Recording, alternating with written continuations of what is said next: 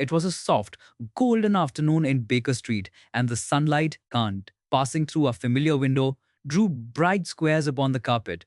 The air was filled with the gentle fragrance of pipe tobacco, that peculiar shag which only my companion, Mr. Bannion, Mr.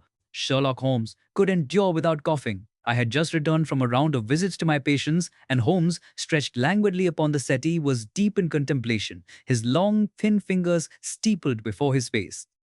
My dear Watson, the world is an open book, but so few ever learn to read beyond the title page. I smiled at his cryptic remark, as I had learned that Holmes seldom spoke idly. And what book, pray, are you reading this afternoon? The Book of London itself, my friend. The page is turned with every knock at our door, every footstep that halts upon our street. Observe, someone climbs our stairs even now, heavy tread, slow and deliberate. The man hesitates upon the landing, nervous. A visitor, most assuredly, who has not come for pleasure. A moment later, there was, indeed, a knock at the door. Mrs. Askin. Hudson's voice was heard briefly in the hall, and then a large, florid gentleman of ruddy complexion and respectable dress entered the sitting room. His bowler hat was clutched in both hands, and a thin sheen of perspiration glistened upon his forehead. Pray, take a seat, sir. You have come from the suburbs, I perceive. Oh, the Western line, perhaps? Why, yes, sir, from Lewisham. But how? The faint clay upon your boots, of a peculiar yellow tint found only in that district, and the slight odour of turpentine about your sleeve, which tells me your occupation or your recent activity involves paint. Extraordinary. You are quite right, Mr. Holmes. My name is Josiah Amberley, retired colourman. I was in the paint trade for many years. Holmes inclined his head slightly, but his eyes glittered with that quick interest I knew so well, the gleam of a hunter sighting the trail. And now, Mr. Amberley, pray proceed to the matter that brings you here. It is my wife, sir. My wife and a certain young man, one daughter come and one daughter. Ernest, who lodged with us. They are gone, vanished, and with them a considerable sum of money which was my private property. The man's voice trembled between anger and grief. His plump hands twisted the brim of his hat until it was a ruin. A classic triangle, Watson, one which generally ends badly for at least one of its corners. Continue, Mr. Amberley. I retired from my business a year ago and took a small villa in Lewisham, the Haven, we called it. I'm a man of habits, Mr. Holmes, and I like my comforts. A friend of mine, this doctor, Ernest, was down on his luck, so I offered him lodgings. He was a personable fellow, younger than myself, but, well, perhaps too much so for my wife's fancy. You suspect an attachment between them? I asked gently. I do more than suspect, sir. Tip. A fortnight ago I returned from a trip to town and found the house empty, my wife gone, the doctor gone, and from the strong room in the cellar a tin box containing £750 in notes and gold gone also. You have communicated with the police, of course. I have Inspector Lestrade himself. He believes they have fled abroad, but I cannot rest, Mr. Holmes. I cannot bear the thought that I have been deceived in my own house and by my own wife. I want the truth, wherever it may lead. Truth, Mr. Amberley, is a fine but often bitter draught. Are you prepared to swallow it? I must, sir, I must. Holmes rose slowly from his chair, his tall figure unfolding like some mechanical spring. Soiree, he moved to the window, gazing out upon the misty street below, then turned back, his expression unreadable. Your wife, I presume, left behind some letter or message? Only a business note. She wrote that she was leaving me for good, that life under my roof had become unbearable. Ah, that tells us something of your domestic arrangements, Mr. Amberley. Were they truly unbearable? Bristling, sir, I may be strict, but I am a just man. My wife had every comfort, every comfort. Comfort is a relative term, my dear sir. What is comfort to one may be captivity to another. But we will not moralize. Tell me, you say the doctor was your friend. How well did you know him? For 6 months only. He was a man of learning, but with small means. I thought I was doing him a kindness. Kindness is a rare commodity. You are to be commended. And yet, this doctor, Ernest seems to have repaid your generosity with ingratitude. Indeed, and he shall suffer for it if the law can reach him. The law, Mr. Amberley, can reach most men, but only when guided by reason. Holmes seated himself once more, his keen eyes never leaving the trembling figure before him. I shall visit your house tomorrow, Mr. Amberley. There is more in this affair than a mere elopement. Watson, we shall accompany our client to Lewisham. As always, I was both curious and a little apprehensive. There was a subtle tension in Holmes's tone which told me he had already formed some theory. I am deeply obliged, Mr. Holmes. You will find me at the Haven. Here is my card, and if you should discover anything, I beg you to send word at once. You shall hear from me when there is something worth hearing. Good afternoon, Mr. Amberley. When our visitor had departed, leaving behind a faint odor of varnish and anxiety, I turned to Holmes with an expression that no doubt betrayed my curiosity.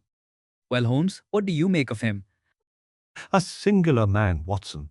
Beneath that florid exterior lies a temper as dangerous as a loaded pistol. Did you note his eyes? They were restless, suspicious, the eyes of one who watches lest he be watched. You think him guilty? Of what precisely, I cannot yet say, but I would wager my reputation that his tale is incomplete. The disappearance of the wife and the lodger, yes, but there is something darker beneath. I confess I was astonished. But surely, Holmes, the theft of the money? Is a side issue, my dear fellow, a red herring. The real crime lies deeper. He leaned back, drawing thoughtfully upon his pipe, the blue smoke wreathing about his hawk-like features. Consider, Watson, the psychology of the jealous man. It is a fire that consumes reason itself. Our client's voice quivered less with sorrow than with rage. He wishes not for justice, but for revenge. Such a motive, when combined with opportunity, breeds tragedy. You suspect that the wife did not flee willingly? I suspect she did not flee at all. I started. You mean? Precisely what you think. I mean, though I shall not utter it yet. Tomorrow we shall see the scene itself. Until then, let the clay dry upon Mr. Amberley's boots. It may yet speak louder than his tongue. That evening, cool. As the fog rolled in from the river and the lamplighter's torch flickered along the street, I could not shake from my mind the image of the retired Colourman. His flushed cheeks, his trembling hands, his burning eyes. There was something in the man's manner that chilled me, though I could not say why. Holmes, for his part, spent the remainder of the night in silence, turning over some chemical experiment at the table and humming softly to himself. Thus began one of the strangest and most disquieting cases in our long partnership. A case that was, to reveal, once again, how thin is the line that divides love from hatred, and how even the quiet suburbs of London may conceal the darkest passions of the human heart. Following morning broke dull and heavy, calm, with a low mist lying over the river and a damp chill that crept into the bones. Holmes was already astir when I came down to breakfast, his mood brisk and his grey eyes alight with that peculiar energy which always heralded an active case. He had eaten nothing, but had consumed 2 cups of coffee and the better part of a pipe of his black tobacco. The train for Lewisham leaves at 9:43, Watson. If you will be so good as to accompany me, we may learn whether our retired Colourman has more upon his palate than he has chosen to show. I am entirely at your disposal, Holmes, I replied, fastening my coat. But you spoke yesterday as though you already suspected foul play. Suspect, yes, but conviction must wait upon evidence. The keenest blade is useless until it strikes the truth. Come, Mrs. Hudson will scold us for missing the morning rose if we linger longer. Within the hour we were aboard the suburban train, rattling southward through the grey expanse of the city. Holmes sat opposite me, his long legs drawn up, his gaze fixed abstractedly upon the blurred window. I ventured 1 or 2 remarks upon the case, but he made no reply, being wholly absorbed in thought. Only once did he speak, murmuring half to himself, A jealous man, a locked cellar, a vanished wife. The elements are there, Watson, if only we discern their proper mixture. We reached Lewisham before noon and were met upon the platform by Josiah Amberley himself, who greeted us with a nervous eagerness which bordered upon the fawning. His round face was flushed, and his small eyes darted from side to side as though fearing observation. I cannot tell you how grateful I am, Mr. Holmes, for taking my humble case. I have thought of little else these 10 days past. The pursuit of truth, Mr. Amberley, admits of no rest. Lead the way, if you please. We followed him through a maze of quiet streets and finally along a narrow lane bordered by high den walls. Presently we came in sight of a small villa, its shutters closed and its garden choked with weeds. Over the gate, half obscured by ivy, I read the name, The Haven. The irony struck me even then. A curious name for such a melancholy dwelling, is it not, Watson? The sanctuary of a lonely man, and perhaps of a lonely crime. I have not had the heart to touch a thing since she went, sir. Everything remains as it was. He fumbled with a key and admitted us into the hall, which smelled of damp plaster and stale paint. The furniture was massive and old-fashioned, the curtains drawn so close that the air was heavy and oppressive. Your house is well secured, Mr. Amberley. Bars upon the windows, bolts upon every door. You must have lived, if I may say so, with a certain apprehension. I value my privacy, Mr. Holmes. A man's home is his fortress, sir. Indeed. Yet sometimes the garrison proves its own worst enemy. Pray, show us the cellar. Amberley hesitated for an instant, and I saw his lips compress before he turned towards the back of the house. He lifted a trapdoor in the passage and led the way down a steep flight of stone steps. The air below was cold and musty, the walls lined with shelves and old paint tins. At one end stood a small iron door, its lock bright and newly oiled. This, gentlemen, is the strong room from which the money was stolen. The lock was forced. See, the marks are plain upon the metal. Bending close, plain indeed, and remarkably fresh for a fortnight's wear. Curious, Watson, is it not, how decay selects its favourites? Holmes ran his finger along the scratches, then examined the hinges with his magnifying lens. He sniffed the air once, then straightened abruptly. Mr. Amberley, was this door usually kept closed? Always, sir. I alone had the key. I... And since your wife's disappearance, has it remained locked? Most certainly, until the police came to inspect it. Then it would appear that the thief, whoever he was, had no difficulty entering a chamber known only to yourself, a most remarkable thief. Flustered. You don't mean to suggest? I suggest nothing, Mr. Amberley. I merely observe. We ascended once more into the dim parlor where Holmes began to move about the room. Touching objects lightly with the tips of his fingers. The mantel, the writing table, a woman's sewing basket that lay open beside the hearth. Your wife's work, no doubt? Hi, sir. She was fond of her needle, though I fancy she has little use for it now. Quietly. Perhaps not. Tell me, have you neighbors hereabouts who might have observed anything unusual on the day of her disappearance? Only old Mrs. Spurrier next door, a meddlesome creature with sharp eyes. She claimed to have seen my wife carrying a parcel that morning. Let us call upon Mrs. Spurrier. Your eyes, Watson, may serve as corroboration, while mine attend to detail. We passed into the adjoining garden, where a prim little woman in widow's weeds appeared at the gate. She eyed us with suspicion, but softened somewhat when Holmes bowed with his customary courtesy. I told the police all I knew, sir. I saw Mrs.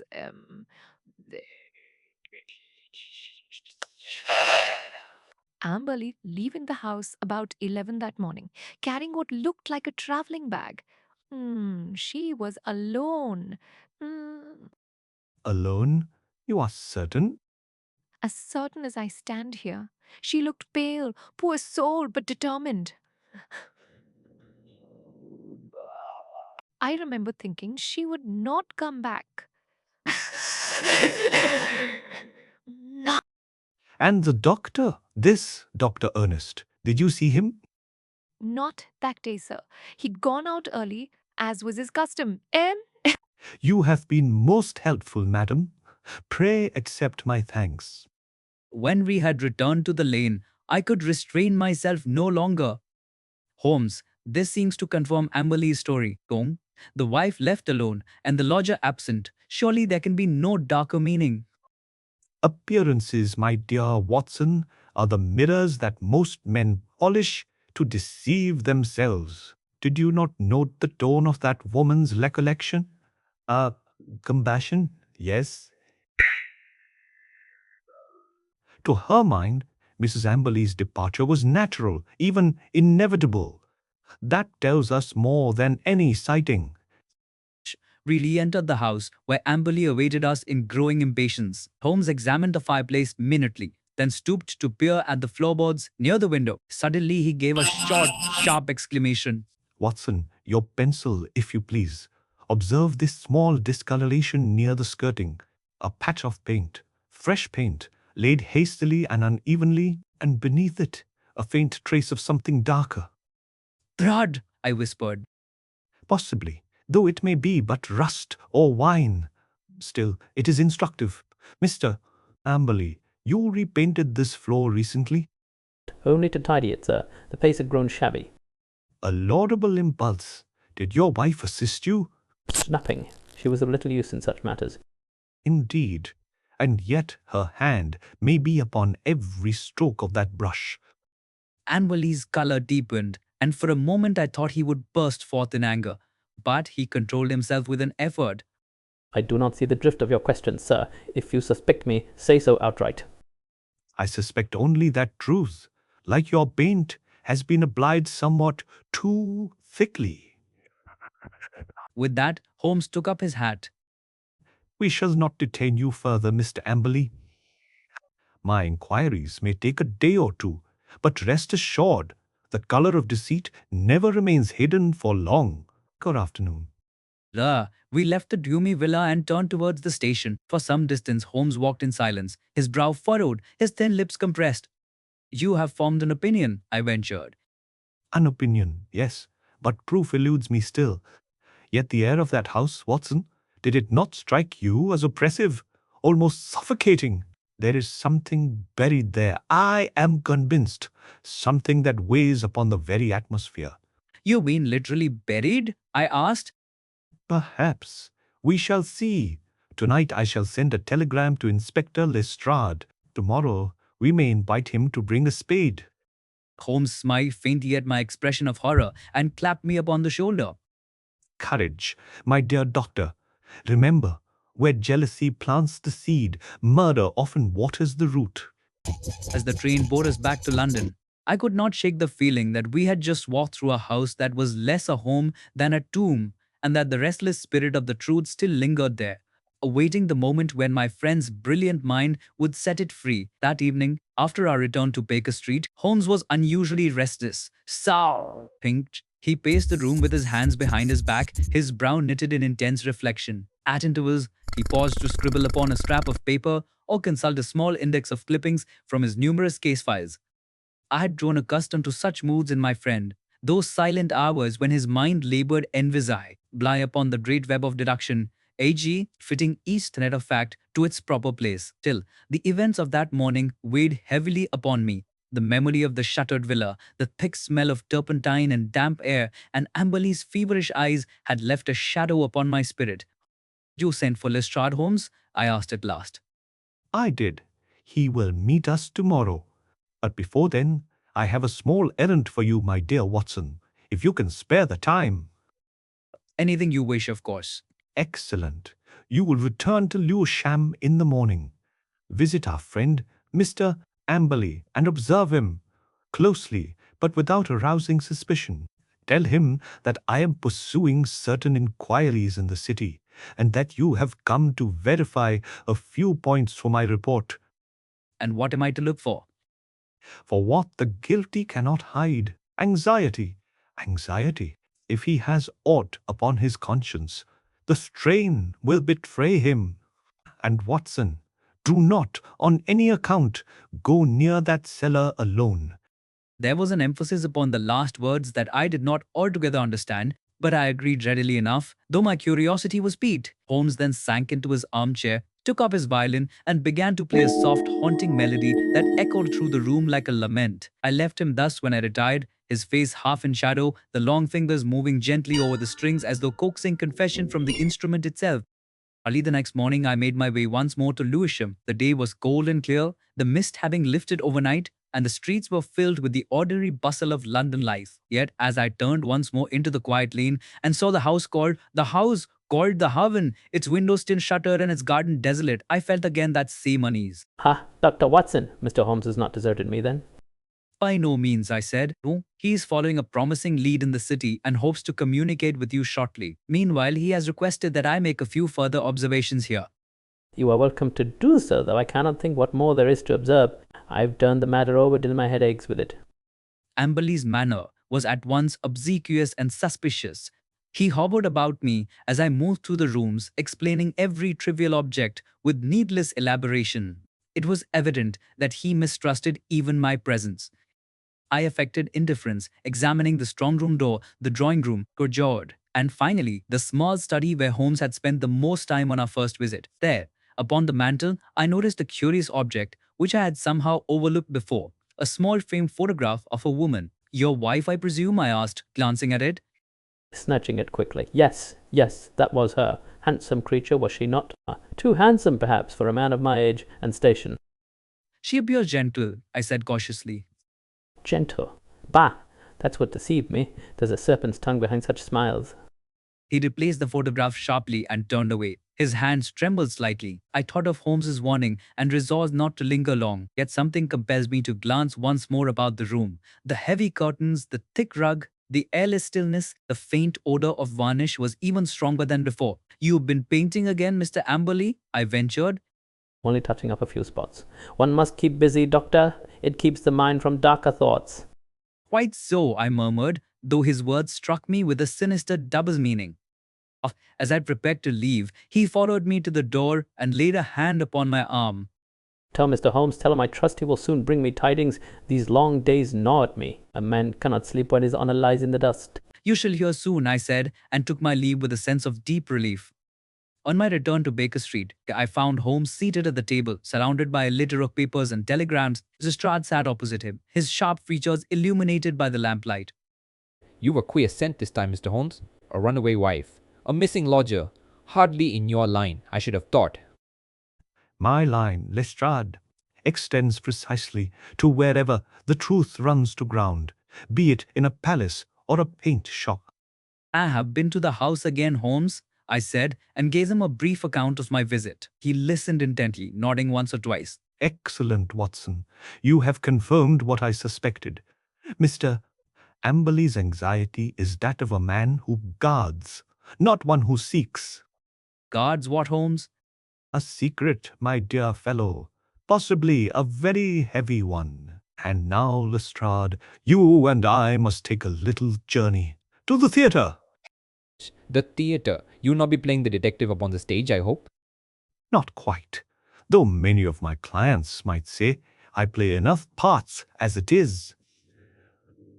The missing Doctor Ernest, you recall, once held a post as assistant at the Coliseum Theatre in the Strand.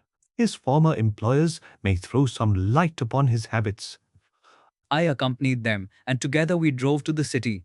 At the theatre, a stage manager confirmed that Dr. Ernest had indeed been employed there as a chemist for certain effects used in performances, colored fire, smoke, and so forth, but that he had left abruptly some months earlier. A queer fish, sir. Kept to himself. I remember he once spoke of moving out to the suburbs. Lewisham, I think he said. Indeed. Did he ever mention any close friends or family? None that I recall. But he was fond of chess. Used to play in the dressing room between acts. Said it kept his mind sharp. With sudden interest, chess, you say. Most enlightening. Thank you, my good man. As we stepped back into the street, I could not see the significance of this detail, but Holmes's face wore the expression I knew so well, the tightening of the lips, the quick flash of the eyes, the sign that a missing piece had fallen into place. The board is set, Watson, and the king is cornered. Tomorrow we shall make our final move, Shastad. Have your men ready. There is work to be done at the Haven. You mean to arrest Amberley? I cried. To confront him first. The law must come after reason, not before it. The following morning found us once more upon the road to Lewisham. Lestrade had brought 2 constables with him, and their quiet tread behind us lent a grim air to the expedition. As we neared the house, Holmes turned to me with a slight smile. You have played your part well, Watson. If my reasoning holds, we are about to close one of the most sinister cases in our catalogue. But how? What have you discovered? I asked eagerly. Patience, my friend, you shall see. Re entered the house unannounced. Amberley was in his study, and at sight of us, his face went white, then red, then settled into a ghastly smile. Mr. Holmes, you return sooner than I expected. You bring company too. Quite an honor. The honor, Mr. Amberley, will be ours if you will accompany us downstairs. There is a little matter I wish to verify in your strong room. Hesitating. The strong room, but surely we have examined it already. Once, yes, too briefly. I should like a second look. Amberley licked his lips and took up a lantern. His hand shook visibly as he led the way down the narrow stairs. The constables followed silently, and I felt a chill pass over me as we entered that airless vault once more. You have kept it well locked, I see, and the key, I presume, is still in your possession. Naturally. Then pray open it, sir. With evident reluctance, he turned the key and pulled back the door. The interior was bare, save for a few tins and the empty chest where the money had once been stored. Holmes stepped inside, holding his lantern low. "Gonono!" His keen gaze swept the floor, the walls, and the ceiling. Then he pointed suddenly to a dark stain near the base of the wall. There, Lestrade, and there again and again. Do you see the pattern? By George, yes. That's no rust. It's blood. Shouting, lies, lies, it's paint, I tell you, paint from my trade. Then perhaps you will explain the odor of quicklime and the fragments of cloth embedded there. No, Mr. Amberley, the game is over. Your wife never left this house. With a terrible cry, Amberley sprang back against the wall, his face convulsed. For an instant, he seemed about to speak, then his limbs gave way and he sank to the floor, muttering incoherently. "Hi!" Lestrade stooped to him, but Holmes's voice cut sharply through the gloom. Look to the corner. The cement is new there. Have it broken open. The constables set to work with their tools, and within minutes, the truth lay bare, the mortal remains of a woman and a man, lying together beneath a thin crust of lime and plaster. I turned away, sickened. Heaven help us. The woman's his wife, sure enough, and the man must be the lodger. So ends the story of the retired Colourman. Jealousy, greed, and solitude. The deadliest pigments in the human palette. Lestrade gave the necessary orders, and Amberley was led away, his face vacant, his spirit already broken. Holmes stood silent for a long while, his eyes fixed upon the ghastly scene.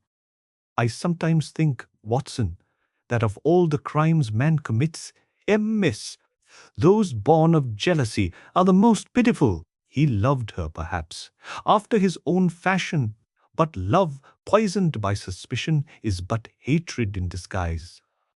And the money? I asked faintly. He never meant to lose it. He concocted this tale to cover the disappearance, intending perhaps to feign pursuit and so divert suspicion. The irony is that his own caution betrayed him.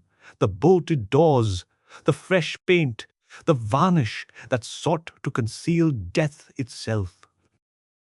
We left the house as the winter dusk gathered over the gardens. Finition is for sets. Behind us, the constables moved quietly through the rooms, their lanterns glimmering like will-o'-the-wisps. Holmes said little on the journey back, and I too was silent, oppressed by the horror we had witnessed. Softly, as the train drew near the city. Ah! There are men, Watson, who imprison their hearts as they imprison their homes, and when love seeks escape, it is strangled in the attempt. Thus ended the adventure of the retired Colourman, a tale as grim as any in our record, and one that left even the great detective subdued by the darkness of human passion. The following morning found Holmes and me once more within the familiar haven of Baker Street, the November light falling cold and grey across our sitting room. The fire burned brightly, and yet the warmth of the flames seemed unable to dispel the chill that clung to the memory of that dreadful cellar. I confess that even after years in Holmes's company, the spectacle of human wickedness never ceased to shock me. Holmes sat in his chair, his long legs stretched before the hearth, a pipe between his fingers and a newspaper unopened upon his knee. His gaze was fixed upon the fire, and his expression, usually alert and keen, bore instead a shade of melancholy. For a long while, neither of us spoke. At length, Holmes stirred. The papers will call him a monster, Watson, and with some justice. Yet I cannot help but feel a grim pity for Josiah Amberley. His crime was hideous, yes, but it was born of loneliness, that slow corrosion which eats the soul as rust eats iron. Pretty Holmes, you astonish me. The man murdered two helpless creatures and buried them beneath his own floor. True, but consider, my dear fellow, the conditions under which such a mind festers. He had isolated himself from the world, lived among shadows of paint and varnish, his imagination steeped in color, but void of light. The woman, finding no warmth in his affection, sought escape, and when she sought it, he destroyed her. It is a tragedy of solitude as much as of passion. Still, I find it hard to reconcile such cruelty with your compassion. Compassion is not forgiveness, Watson. One may pity the disease and yet condemn the symptoms. I could not argue with that. I knew well that behind Holmes's cold exterior there beat a heart capable of deep and subtle feeling, though he seldom allowed the world to glimpse it. I took up the newspaper and read the brief column devoted to the case.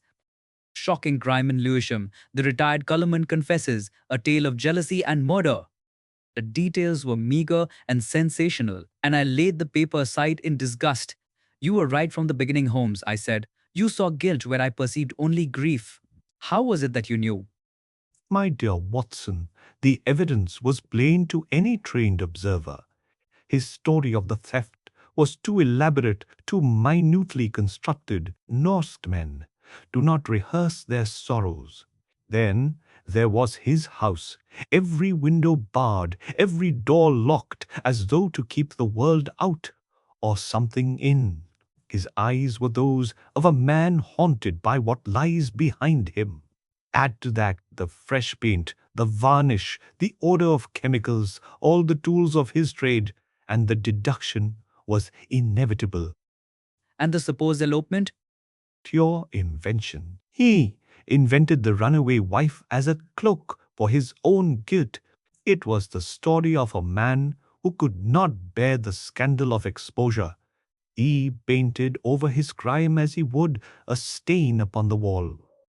You spoke yesterday of the chess player's clue. I confess I never grasped its meaning. Ah, yes, the chessboard. Doctor Ernest was a player, and in his study at the theatre they kept his old set. On the day he disappeared, he had arranged the pieces in the classic Mate in deuce position. It was Amberley himself who let fall that the doctor had spoken of chess often during his stay.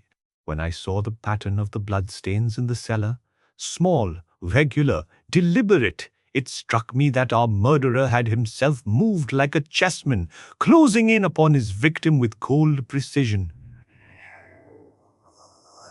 The game, you see, was his metaphor for life. A grim metaphor indeed.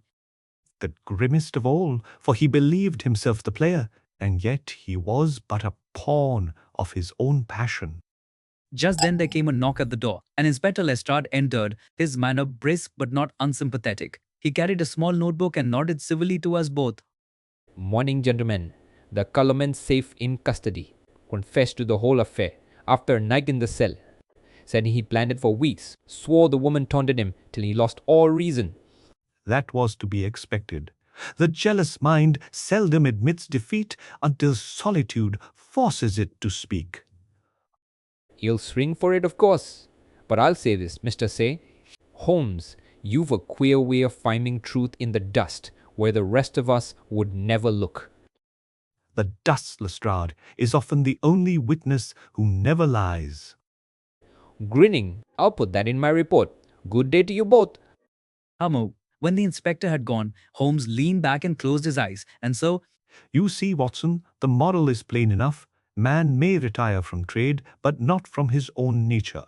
The passions that drove him in business will pursue him into solitude, magnified by idleness. Amberley's jealousy was but his old greed transformed. He hoarded affection as once he hoarded money, and when it slipped through his fingers, he destroyed it. You speak almost as though you pity the criminal more than the victims. Not more, but differently. The victims are at peace. Their suffering is done. The murderer must live, if only for a time, with memory as his gaoler. But that, perhaps, is punishment enough. I considered his words, and a deep silence fell between us. Outside, the fog rolled in from the Thames, muffling the city's din. Somewhere below, a newsboy tried the morning edition, his voice faint through the mist. Holmes, I said at last, do you never tire of the constant sight of evil? Does it not darken your view of mankind? On the contrary, my dear doctor, it strengthens it. For every Amberley there is a Watson, for every darkness, a little light that strives against it. The existence of evil implies the necessity of good, just as the shadow proves the sun. I smiled, though I doubt he saw it. Then I am honored to be your proof of virtue. Smiling faintly. And I, my friend, am fortunate to possess so steadfast a mirror of humanity.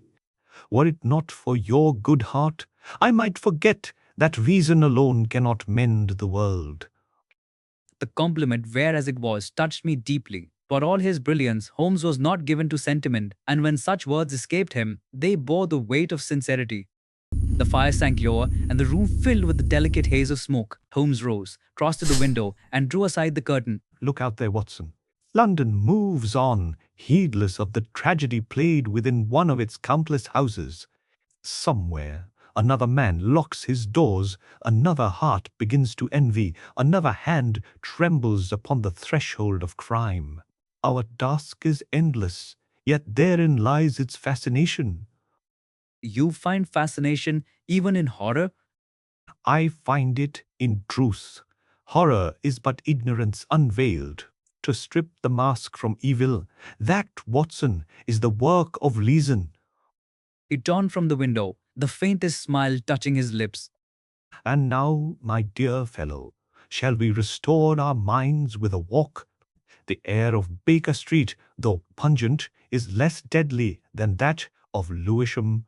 Bring your coat, the fog invites reflection. I rose gladly. As we stepped into the cold, damp air, I felt the weight of the past days lift from me. The gas lamps glowed faintly through the mist, and the distant rumble of carriage wheels mingled with the footsteps of countless Londoners hurrying about their lives. Holmes walked beside me in silence for some time, his head bowed, his hands thrust into his pockets. Then, as we turned the corner by Cavendish Square, he spoke again. Tell me, Watson, have you ever considered how thin the partition is between love and hatred? They are but the same flame, burning with different air. It is a frightening thought. And yet, it is the truth of our species. Amberley loved his wife. Of that, I have no doubt. It was the intensity of that love, starved of generosity, that turned to venom. There lies the lesson. Affection without trust becomes tyranny. You moralize finely, Holmes. One might mistake you for a philosopher. Every detective, Watson, must be a philosopher, else he will see only crimes and never causes. We had reached Regent's Park, where the fog drifted low across the railings and the lamps shone like blurred moons. Holmes paused, gazing into the darkness. There is something purging in the air after a solved case. The city seems cleaner, the conscience lighter. Yet I sometimes wonder whether we do more than treat the symptoms of a vast disease. You mean crime itself? Crime, folly, jealousy, all the afflictions of the human heart. We expose them, we punish them, but we seldom cure them. Perhaps cure is beyond the power of men like us. Yet each life saved, each truth revealed, is some small triumph. Well said, my dear doctor. You are an optimist, and the world needs your kind more than mine. Turned homeward. The mist was thickening, and through it I saw the faint glow of our sitting room window welcoming us back. Inside, the fire had burned low, but its embers yet glimmered. As Holmes busied himself with his chemical table, I took up my pen to record the events of the case, not for publication, for he forbade it then, but for that private chronicle which has since become the history of our adventures. And as I wrote, I reflected upon the strange irony that the man who dealt in colors should have painted his own doom in the darkest shades of all. A fortnight had passed since the grim affair of the retired Colourman had been brought to its melons. Holy conclusion. The newspapers, having exhausted the last sensational detail, had turned to fresher scandals. The world, as ever, moved on, yet within the quiet confines of Baker Street, the memory of Josiah Amberley lingered like a ghost that would not be exorcised. It was a bleak November morning. A drizzle fell incessantly from a sky the color of pewter, and the streets below shone like mirrors under the lamplight. Holmes sat opposite me at the breakfast table, his features illuminated by the flicker of the fire. Before him lay several sheets of foolscap, upon which he had drawn curious diagrams, geometric figures intersected with letters and numbers. You puzzle over some new cipher, Holmes? I asked. Not a cipher, my dear Watson, merely a mental exercise. One must keep the machinery oiled, even in the absence of work. Bust idleness, as you know, is the rust of intellect. And yet I could wish for a little idleness, said I, stirring my tea. After that Lewisham business, I would welcome a week of peace. Peace, Watson, is a condition of the dead. The living must be content with intervals of quiet between the dissonances. Then I shall make the most of this interval, I said. The sight of that poor woman and the unfortunate doctor, it haunts me still. A natural reaction. You possess that rarest of qualities in a medical man, imagination, tempered by compassion. It is both your strength and your weakness. I could not tell whether he spoke in jest or in earnest. Holmes was seldom either one without a measure of the other. Do you ever dream of the faces of those whose crimes you have uncovered? I ventured. No, Watson. I sleep as one who has filed his papers and locked the cabinet. Once the truth is known, my mind is at peace. It is ignorance that breeds nightmares. And yet, said I, you spoke before of pity for Amberley. Pity, yes, not sympathy. The man was a grotesque example of reason corrupted by passion. It is the fate of many who mistake possession for affection. He loved not the woman, but the idea of her, as a miser loves his gold. When she slipped from his grasp, he destroyed her as the miser in despair might cast his treasure into the fire. You speak of him almost as a philosopher might speak of a fallen angel. Philosophy and detection, Watson, are cousins. Both seek the hidden cause behind the visible effect. The difference is that philosophy draws its conclusions in the clouds, while detection must stoop to the mud. There was a knock at the door. Mrs. Dan, Liz Trampler of Sturdy Lastala, Hudson entered with the Morning Post and a small parcel wrapped in brown paper. Holmes took it, examined the handwriting with a quick, bird-like glance, and raised an eyebrow. Curious. It is from Inspector Lestrade. I had not expected to hear from him so soon. He opened the parcel. Inside was a small tin box, tarnished and dented. The very one, as I recognized with a start, that had contained the £750 from Amberley's cellar. Good heavens, Holmes, what can this mean? Reading the note from Scotland Yard, returned by order of the court. The money was never removed. It lay buried in the cellar near the bodies. Case closed. I shuddered. Then he never even took it? No, my dear fellow. His story of theft was as hollow as his conscience. He invented it merely to divert suspicion. The irony is almost poetic. He buried not only his victims, but his fortune. In seeking to conceal his crime, he entombed his wealth beside it. What will become of him?